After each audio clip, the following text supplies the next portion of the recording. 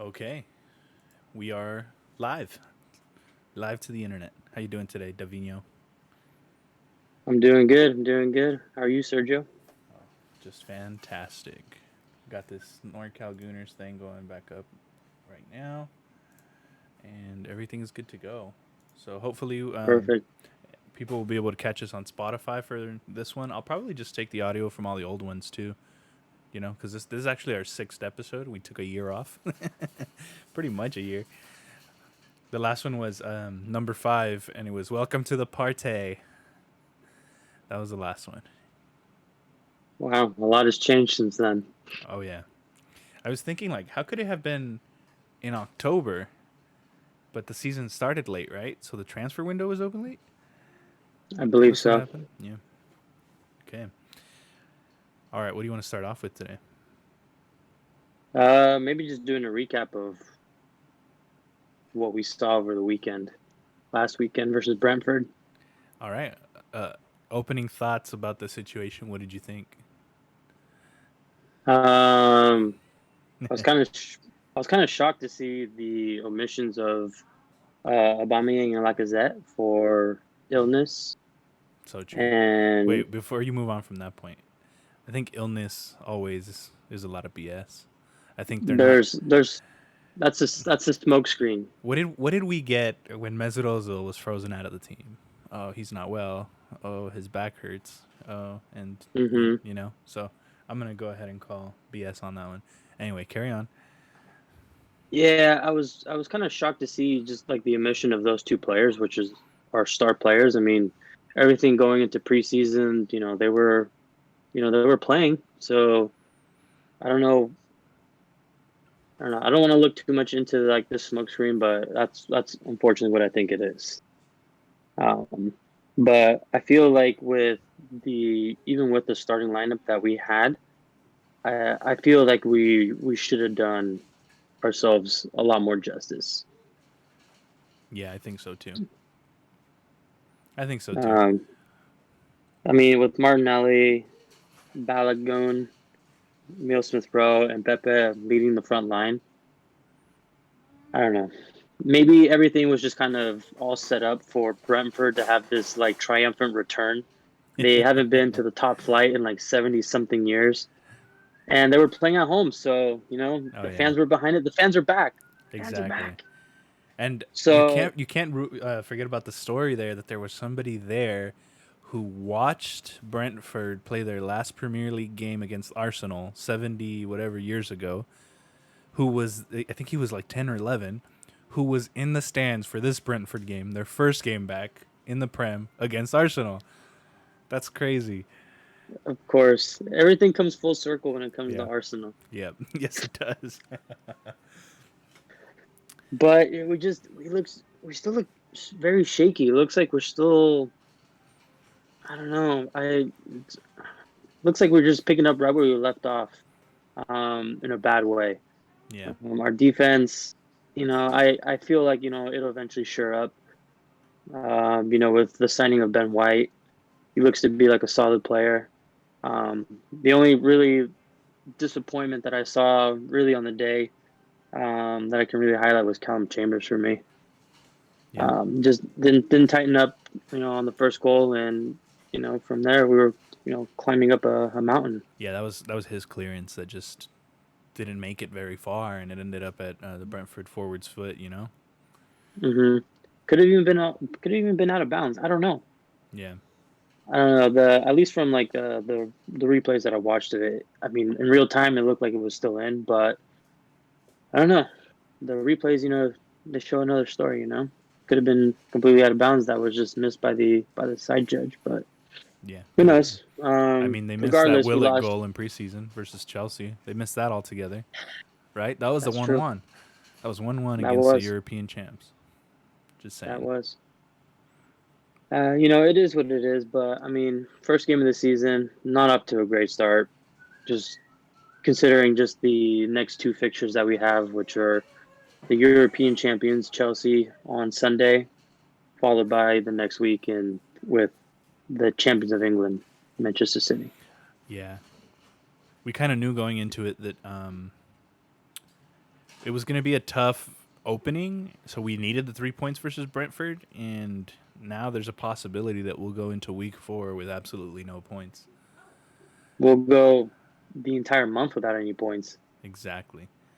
So Arteta's going to have to figure something out. I think what we have going for us, at least against City, is that as of right now, they don't have a striker. Well, they have That's Gabriel right. Jesus, but Well, Pep doesn't trust him, I guess. I don't know. He did get a couple of minutes when they played Tottenham late last weekend, but I don't know. I didn't see him making that much of an impact, even though he had a fair amount of time to actually make some impact, but Yeah, clearly it wasn't enough. Wasn't enough on the day. yeah. Well, I have to say the team, the team for the most part, I think, the absence of Thomas Partey, we were missing Laka, we were missing Alba. Who else was missing? There's one more injury in the team. Who's out Well, I'm just doubtful? thankful. I'm Oh, just thankful we have Tierney Gabriel back. Magalhaes. He's out Mhm. injured. So you're Mhm. talking about Ben White's probably the best partner Ben White would have. You're talking about a midfield, somebody who can progress the ball forward and then distribute a little bit. And then you're talking about your main left winger and your main striker, and they're all gone. That's true. Hey, I mean, Four Gathers just followed the channel. Thanks, Four Gathers. welcome, welcome. But yeah, I mean, I still feel like this team should have done better. But I won't focus anymore on the negatives. But I do want to highlight Lakanga. He does look like he's ready. Zombie looks like he's I here to think play. I love it. I think we found another diamond in the rough. I think so too. Um, so I'm definitely gonna keep my eye out on him as he progresses through the season and how he kind of gets adjusted to the Premier League now. Yeah. Yeah, and you know, he looks like he's going to be great. Tierney was looking great. Tierney was, Hmm. I think the stat I saw was something like he created 6 chances, and that's the most out of anybody in the Premier League on opening weekend. So we know Tierney's here to play. We know he always goes hard for the team. Now are we going to be able to capitalize on him putting in those crosses from the flanks? Hopefully, hopefully. I think that's our biggest problem, and we saw it on Friday.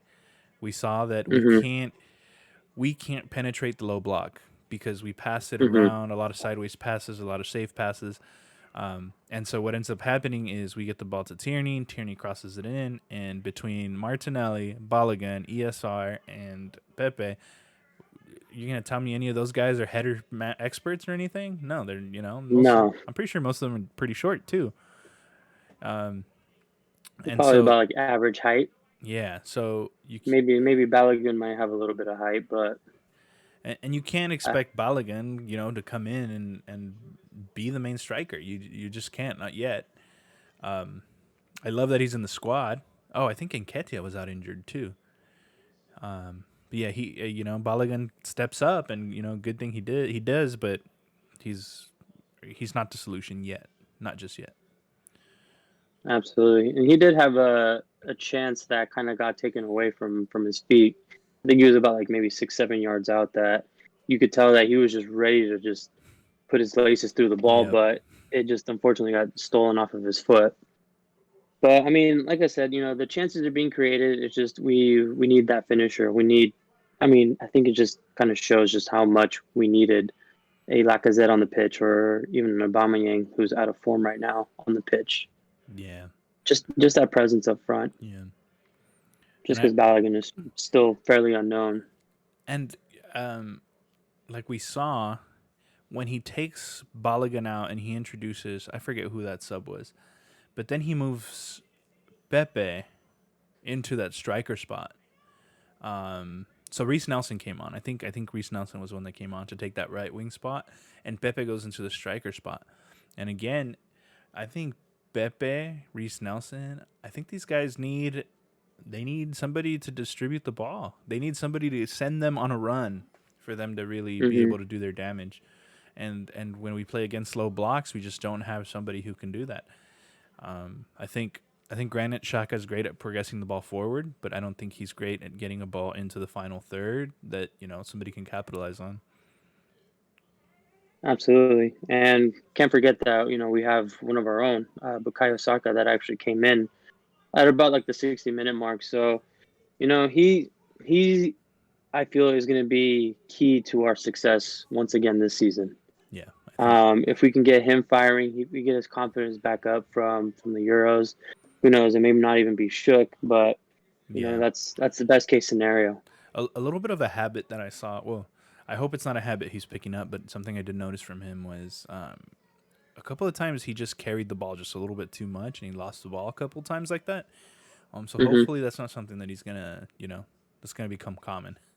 I hope it's not. Maybe maybe he's picking up some of the bad habits that Pepe has. I know. Just dribbling, doing the impossible just to get into an almost unplayable spot.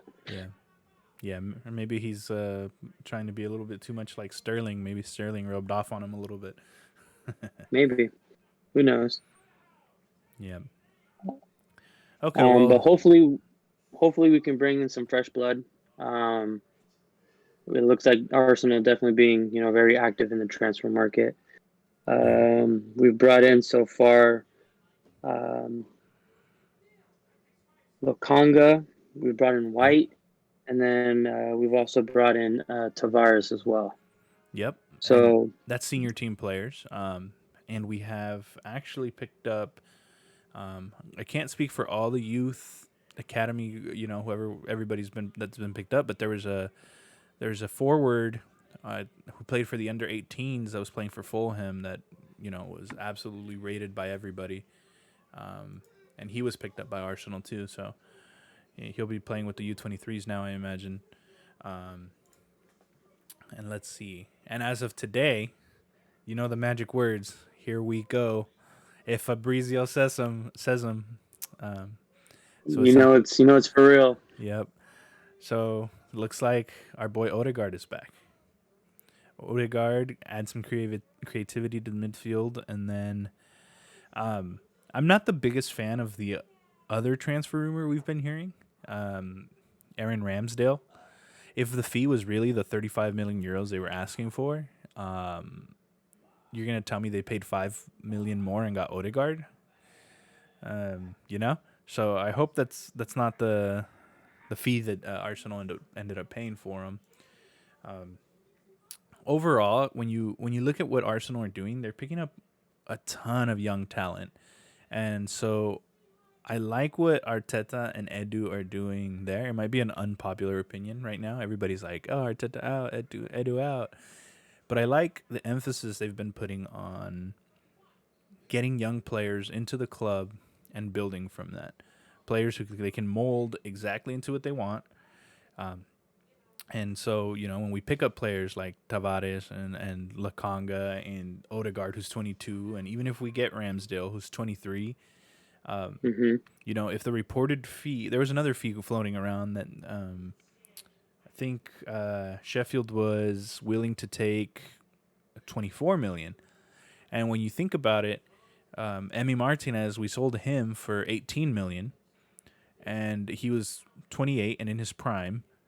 And we pick up this youngster. I think Ramsdale's 23, and we pick him up for just, let's say, 6 million more. And if he's got the potential, he could end up being great.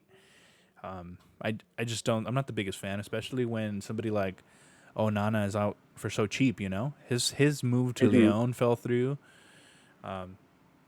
And I know that, yes, I know that he's on a ban until what, September or October, I think, or 10. Yeah, He's in something the middle of crazy. a 10-month ban, and he wouldn't be back for a while. But I mean, I think Leno, Runarsson, and Okonkwo could hold it down until you can purchase him, or until he's eligible to play.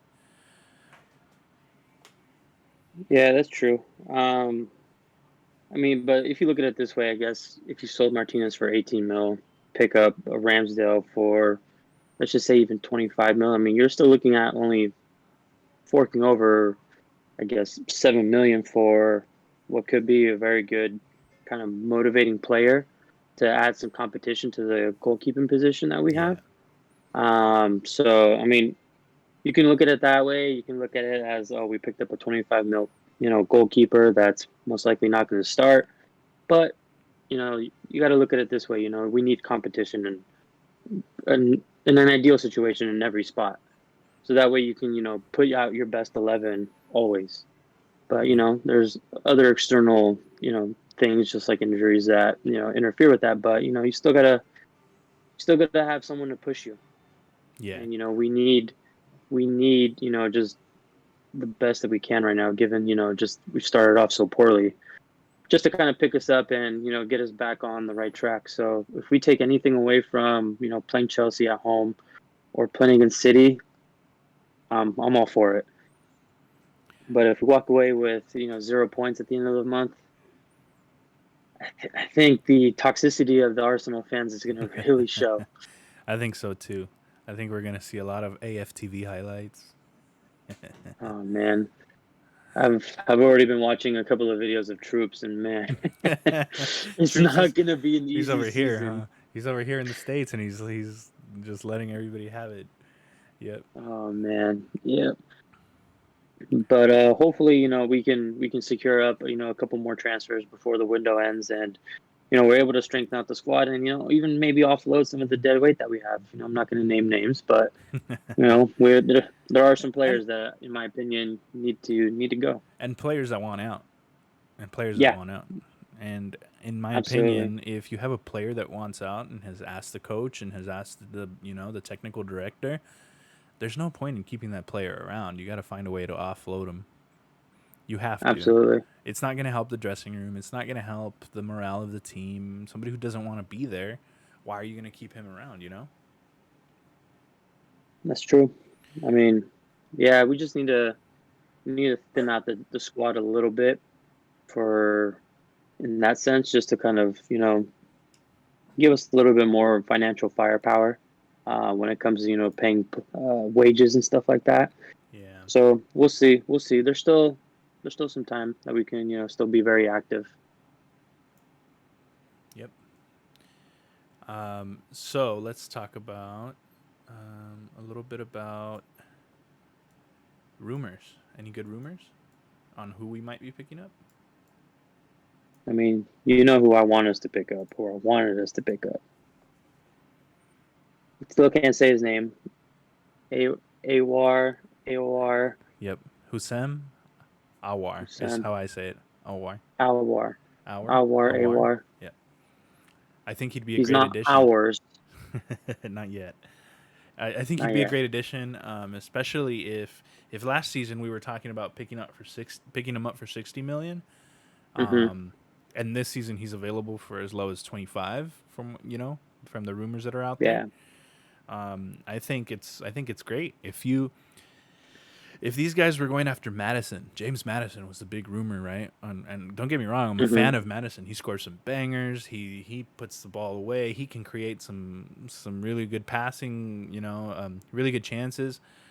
But if you're gonna pay 60 million for him, and then you end up getting Odegaard for 35, 40, and Hosam Hmm. Aouar and he's available for 20, 25, and you were gonna spend the 60 or 65 anyway, why not? That's That's two true. players. That's two players. 2 for 1. Yep, exactly. Um, The Arsenal board loves a deal. yep, exactly. 40 Well, I mean, it's million, just 40 smart. million It's plus just one. smart management too. Yeah, it's smart spending. Yep. But I mean, you are kind of taking the risk of bringing in these guys potentially, and then they don't have as much Premier League experience between the two of them as a James Madison would. Yeah. But Yep. nothing's a guarantee. Yep. That's Not. something. That's something that's true. James Madison is Premier League proven, but with his current contract, he's going to be pricey. He's going to be pricey. He's English. You got the English tax. Hmm. So it might make more sense to go in for Madison maybe next summer or the summer after when he's closer to his contract. I'm not sure when his contract expires. Let's find out. I I think last time I checked, it was approximately like 3 years left on his deal at Leicester. Let's see. James Yeah, Mason. I want to say he recently signed a new contract as well, like maybe 1 or 2 Yeah, seasons ago. probably. Signed a 4-year contract with Leicester in 2021. Ooh. Oh no Ooh, no never mind. It says sorry. My bad. I can't count the periods and stuff. 2024. 2024 is when it ends. So you're right. He's got 3 more years. okay. Um, but realistically, um, Leicester would probably want to cash in within the next 2 because you don't want him leaving on a free, right? No, Um, absolutely not. so I think if you can wait him out for one more summer, he will be cheaper and he'll be a good option. I mean, if by some divine miracle, we are to, capture one of the top 4 spots, that could be another incentive for him to want to come over. Yeah, European football. As long as with the London lifestyle and, the London, contracts and the wages Yep. that come along with it. I got to put a little bit of I blame don't, on him though. Leicester how City, so? Leicester City just had to win on the final day against Tottenham, and Arsenal would have been in the Europa Conference League. I'm not sure with what the performance we put up against Brentford if we'd want to be there anyway. But yeah, it's No, it's you gotta Madison's earn fault. your way back. Very true. I'd rather see I them feel in like, Champions anyway. yeah, me too. I'd Why rather did see us winning the Champions League, but then again, I'd be incredibly delusional with the squad we currently have. But, we got to get there but it, first? yes, but first, it does kind of bring me up of how Liverpool kind of decline and then very rapid, Yep. succession.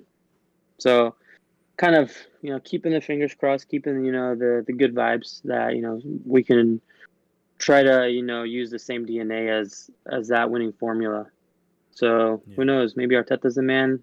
Maybe the board need to go. There's a whole lot of stuff that needs to Yeah. potentially happen for us to get back to not where we deserve to be, but where I would hope we would be. Yeah.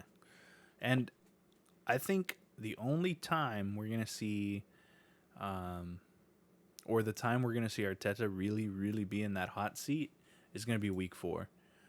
You cannot lose to Brentford, and then obviously the Chelsea and the City games are kind of a toss up a little bit. Um, Yeah, but then you go and if you lose to Norwich, then I think your seat's gonna start to get a little bit hot, especially after you lost to Brentford, both newly promoted clubs. You can't afford to take an L against both of them. absolutely not. Like I said, if we don't get anything from those 2 other matches, man, you're gonna be in deep water if you're the manager of Arsenal Football Club and have 0 points at the end of the beginning month of the season. Yep. Couple rumors floating around. Of course, Arsenal gets linked with everybody on this. Everybody, So I was saying earlier that I was really excited about the Hakimi rumors in the beginning of the window. They're like, "Oh, Hakimi, he's leaving Inter. Inter's gonna sell him. Where's he gonna go?" And then Arsenal's name popped up. But I should have expected that Arsenal's name's just gonna pop up with everyone. Um, then we have, we've right now the big one is that's how oh that's how all the clubs jack up the prices, though. yeah, very true, very true. Um, the big one right now is Philippe Coutinho. He's said to be involved in some kind of swap negotiation with between Barcelona and Arsenal for a striker. The rumor is that they want either Abba or Laka, and we don't know who. Um, that one's a little bit tough to believe. They have Aguero, they have Memphis, and it all hinges on them selling Braithwaite, I think. Hmm. Um, but Coutinho continues to be linked with Arsenal, just like last window. Um, and I don't know why I get this feeling. Hopefully, I'm right. I think Arsenal has something coming, like something nobody expects. I think we're gonna get close to deadline day, and it's just gonna be this like out of the water, out of the blue, just crazy signing. I don't know why I have this feeling, but I think we're gonna pick at least one more player up, and it's gonna be a good quality player. Okay. Because I was gonna say I don't know where you're going with this. If we're either gonna pick up a James Madison or we're gonna get another Kim Kallstrom, you Yeah. know, Ooh. with a broken back, Ooh. who on a 6 month stay and only played one game or whatever. Yep. Yeah, I think we're gonna see at least one more signing, and it's gonna be a good one. Other than potentially the two that we mentioned before, Yeah. I you mean, think we're gonna I sign think 6 players this window? I think we can just consider. I think we just consider Odegaard an Arsenal player at this point. Um, Yeah, the we've already the got the here we go yeah, we from got the here we go. Fabrizio. So Ramsdale is the one that's up in the air right now that everybody keeps talking about, and I think we'll have one more after that. And at the beginning of the window, everybody was like reporting Arsenal have money, they're going to buy. There's going to be a clear out, which hasn't happened yet, a clear out, No, um, but a number that was being thrown out was something like Arsenal have 200 million to spend or have yeah, 150 million to spend, you know? Um, I think a good amount. What have we spent so far with Odegaard at 40? I think the Tavares deal was undisclosed. I don't think we paid anything more than like 18 for Sambi. Ben White was 50. So between Ben White and Odegaard, we're at about 90. So we're at about 110, let's call it, for the summer so far. 110, 120. yeah. I think that's a very safe number. Yeah. But So man, we spent a lot. a rumor of Kolasinac on his way out to meet Ozil and Fenerbahce. Um, and now we're just kind of waiting to see. Unfortunately, this one hurt me when Willock had to go. I wanted to see Joe Willock play some more games for Arsenal, but he's a Newcastle player now, and I wish him all the best. Hopefully, he tears it up at Newcastle. If he scores on his next game, he's already got a record, right? 7 in a row. So if he scores on his Yeah, next game for Newcastle, that'll be an eighth one in a row. So good luck to him out there. absolutely. I mean, I think Newcastle is definitely one of those one of those good teams that want to be looking out for this season. I feel they got a healthy Callum Wilson. They got Alan Saint Maximan, and then Saint now the Max, yeah. acquisition of our Joe Willock. Yep. They're building something over there, so they want to keep an eye out, especially Joe. And I know there's a lot of rumors, and nothing ever really materialized, but there's still potential for a takeover of Newcastle United. Hmm. Newcastle, one of those clubs with a lot of history that attracts a little bit of attention to themselves as far as um, people coming in for a takeover. I think there was 2 or 3 bidders in the last time that we're talking about. One of them being, some wealthy Middle Eastern either company or individual.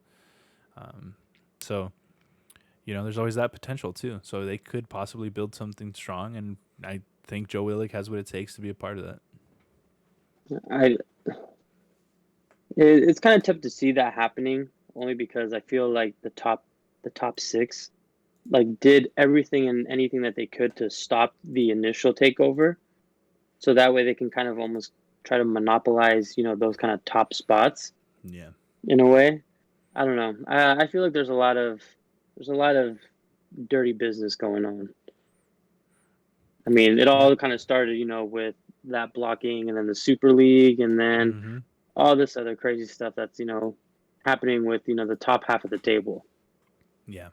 But I think everyone's just treating football like it's a business now, which I think it's unfortunately that's what it's become, a Well, business. well, you saw what happened with Ryan Reynolds, and I forget his name, but he's the actor from It's Always Sunny in Philadelphia.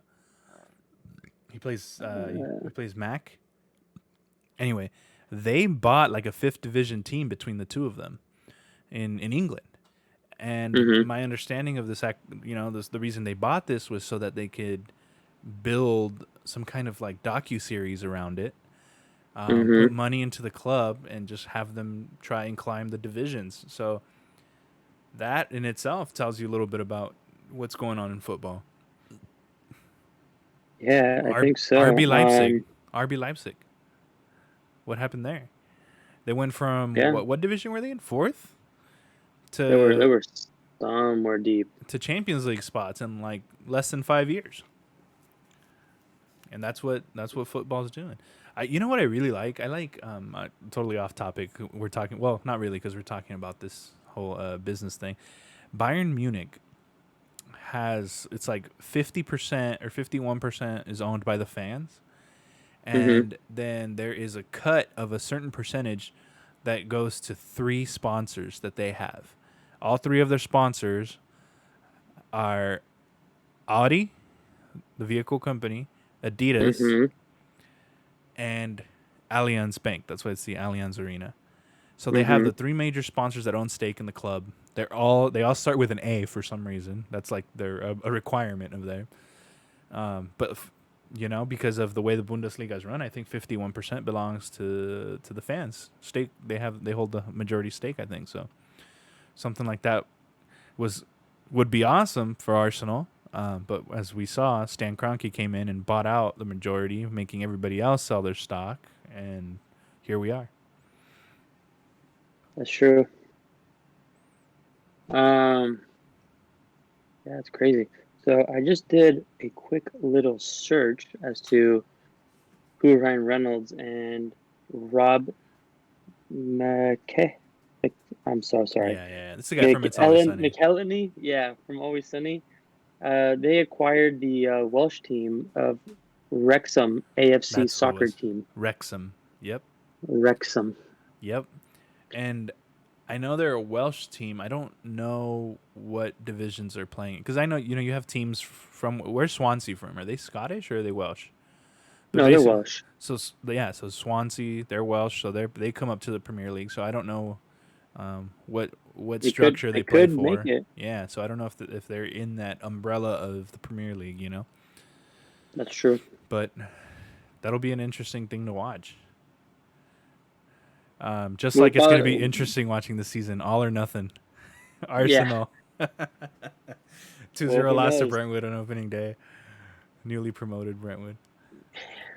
Well, we're gonna see the ins and outs of Arteta's coaching ability and Mm-hmm. just his reactions Yeah. to all the highs and all the lows. Yeah. Who knows? One day we'll probably be opening up against Wrexham and getting spanked like 3-0. You heard it here first. 5 years from now, we're gonna be playing them opening day, we and we're have gonna get spanked. we have a running joke in one of my fantasy football chats. They keep like just based off of Arsenal right now. They're kind of everybody jokes about them, and The meme they're club. they're the meme club right now. And we have a little running joke that Arsenal will be champions in 2023 when they regain promotion from The from the championship. championship. Yeah, Oh my god! but Hey man, titles are titles, man. yeah, I'll take it. Pretty sure Newcastle were celebrating when they won the Yeah, championship. So and Kedia with his trophy. What last year? No, the year before that's that. true. Right? He was Yep. on loan for 6 months. Anyway, um, I think this is a good spot to call it. Start closing up. I just want to make it known real quick that this is last season's jersey because before all of this started, at the end of last season, I made a declaration. I said, I will not buy anything Arsenal from Arsenal until after the transfer window when I've seen that Kroenke is investing in the club, that the club is making good investments. So I'm still on a little bit of an Arsenal merch boycott. And after the transfer window, if I like what I see, I'm going to order all three kits at once. I'm thinking Saka, ESR, and Odegaard because I love creative midfield players. Absolutely. And once they don't fit you, you can, I'll happily take them. Yeah, Just like the Ozo one you gave me. next week I'll do I'll wear the human race one that I got. I love that thing, man. Ooh, that one's a good one. Yeah. So funny story about that before we close out. I ordered a 2X on eBay. And so I ordered it and it finally gets here and I got it. It was 2X. It was 2X an Asian size. So it was tiny. It was like a large. And luckily it fit my wife. I'm like, look, I got you a jersey.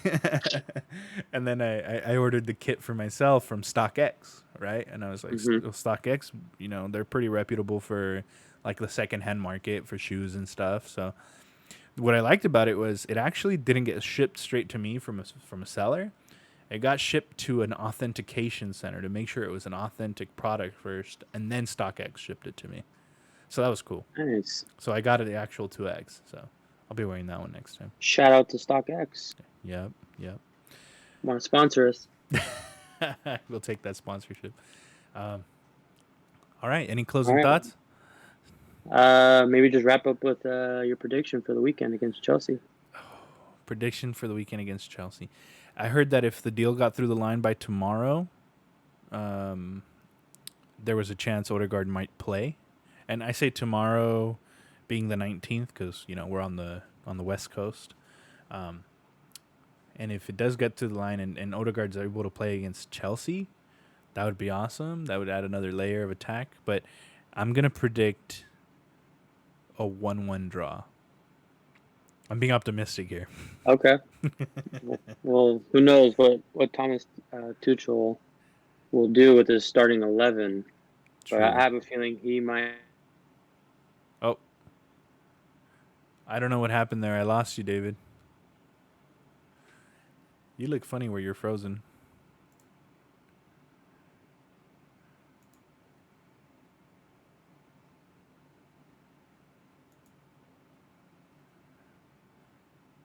All right. So it looks like we lost Davino right now. I don't know what his prediction is, but we'll get his prediction next time. All right, everybody. Thank you for tuning in. I am Serge here with Davino. We are NorCal Gooners, and we are signing off. We'll see you guys next time. Week. Oh, you're back. You hear me? I can hear you now. Okay, You perfect. you froze up for a second there, and then your screen went blank. So I was signing off for you, but you can go ahead and make your prediction, and we'll sign off. Well, like I was saying, Lukaku might start against us. He might get a couple minutes against us. So I don't see anything other than a draw as well. I want to say 2-2. 2-2.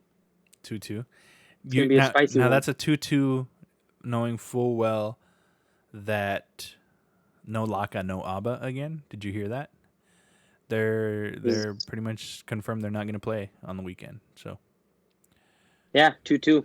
I'm sticking with 2-2. my prediction. So before we go, I just want to say that maybe Chelsea's the type of opponent where we can thrive because we will be playing some counterattack. They're not just going to sit in their box the whole time. Chelsea has True. attacking power, so that will open up some spaces and some chances for Arsenal to attack. So I don't know. I 2-2 is not far fetched. I feel like we like to turn up against Chelsea at home. Yeah, So that's why I'm keeping the optimism of a tie. But of course, obviously, we want the best case scenario of a W. of course. All right. So let's sign it off. Yes, sir. All right, Thank you for guys. watching. Like and subscribe.